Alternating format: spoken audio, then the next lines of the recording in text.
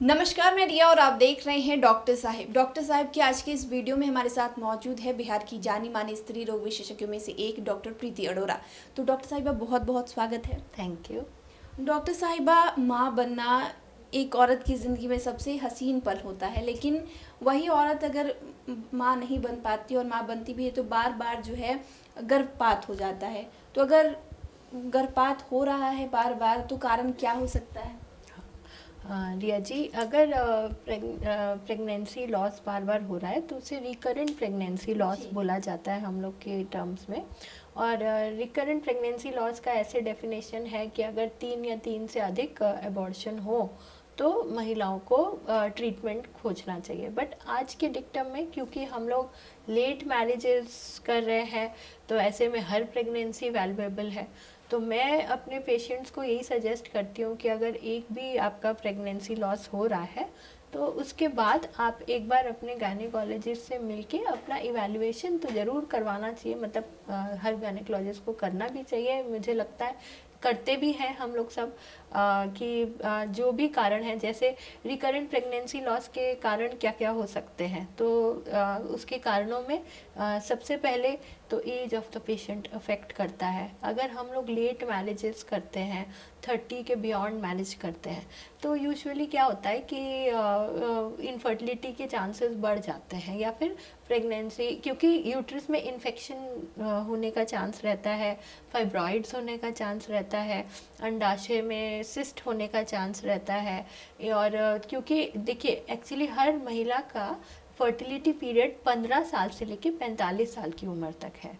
तो इसमें ग्रेजुअली क्या होता है कि जब भी कोई लड़की जन्म लेती है तो कुछ उसके अंडे निर्धारित होते हैं, और धीरे धीरे ये अंडे जब 15 साल की उम्र से वो अंडे मतलब फूटना शुरू होते हैं तो ग्रेजुअली वो कम होने लगते हैं, है ना, उसका स्टॉक कम होने लगता है।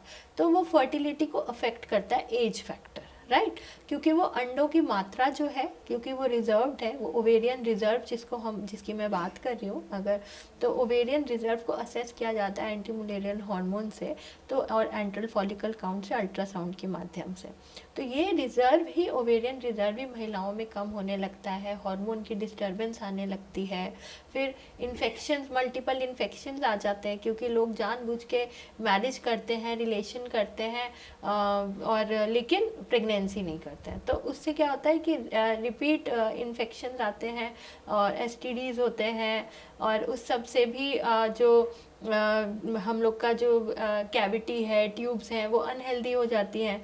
तो ये सब कारण है जो ट्यूब का अगर ट्यूब अनहेल्दी है, अगर एंडोमेट्रियम अच्छे से नहीं बन रही है, अगर हार्मोन में गड़बड़ी है, अगर अंडाशय में सिस्ट है या रसोली है यूट्रस में, तो ये सब कारण है जो कि प्रेगनेंसी को लॉस कराएंगे। और एक होता है मुलेरियन एनोमलीज, यानी कि जन्म से जो गर्भाशय है उसमें कोई डिफेक्ट होना, ये एनाटॉमिकल डिफेक्ट है।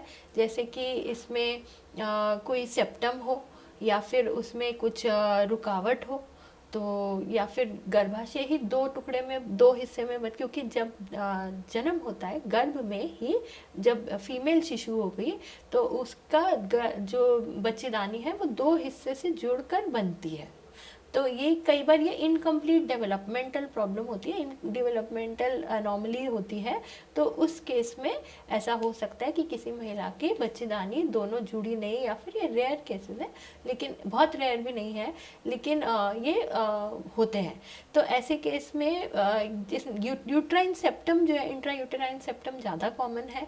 तो ये सब केसेस में, या बाइकॉन्वेट यूट्रस हुआ तो उस केस में ये एबॉर्शन होने का रिस्क रहता है। प्लस एबॉर्शन होने में अगर महिलाएं मोटी हैं, पीसीओडी है उनको, अगर ओबेसिटी है, या फिर आजकल जैसे जंक फूड लाइफस्टाइल प्रॉब्लम्स की वजह से भी थायराइड प्रॉब्लम्स आ जाती हैं, डायबिटीज़ आ जाता है, हाइपरटेंशन आ जाता है। तो ये जो क्रॉनिक जो ये मेटाबॉलिक डिसऑर्डर्स हैं, ये सब मिलकर कहीं ना कहीं प्रेगनेंसी लॉस का कारण बन रहे हैं। तो अगर हम जड़ पे जाएं तो लेट मैरिजेस और अगर हम डिटेल उसमें जाए तो सबसे पहले अगर पहला लॉस है तो हम लोग डॉक्टर से मिले, और डॉक्टर से मिलने के बाद उसमें सही से अपना इवैल्यूएशन कराएं। और हस्बैंड एंड वाइफ की कैरियोटाइपिंग भी इम्पॉर्टेंट होती है, क्योंकि कई बार कुछ जेनेटिक प्रॉब्लम्स हैं जो जेनेटिकली ट्रांसमिट होती है, बट यूजुअली 80% केसेस में ये पाया गया है कि अगर 3 तक भी गर्भ लॉस हो जाता है तो भी महिलाओं में एक नॉर्मल शिशु धारण करने की नॉर्मल चांसेस इक्वल 65% से 75% तक चांस है कि महिलाएं एकदम नॉर्मल शिशु को जन्म दे सकती है after 3 pregnancy loss, consecutive pregnancy loss also. और ट्राइमेस्टर, किस ट्राइमेस्टर में लॉस हो रहा है ये भी इम्पॉर्टेंट है। पहले 3 महीने में अगर हो रहा है तो जेनेटिक कारण हम लोग बोलते हैं, प्लस एनाटॉमिकल डिफेक्ट्स हो सकते हैं, और जो मैंने आपको कारण बताए। अगर सेकेंड ट्राइमेस्टर में हो रहा है, 13-14 सप्ताह के बाद अगर प्रेगनेंसी लॉस हो रहा है, तो यूजुअली यूट्रस की होल्ड करने की कैपेसिटी कम है, यानी कि सर्वाइकल इनकॉम्पिटेंस है।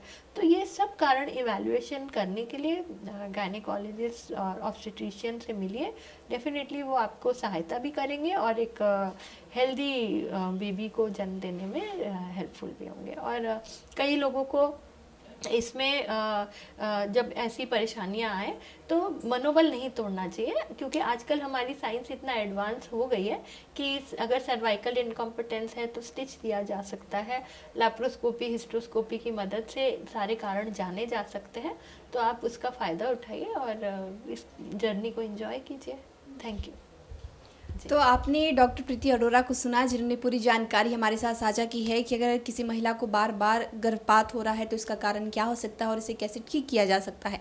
तमाम जानकारी आपको कैसी लगी हमें कमेंट कर ज़रूर बताएं। चैनल को सब्सक्राइब कर ले, फेसबुक पेज को लाइक कर ले। वीडियो देखने के लिए आपका शुक्रिया।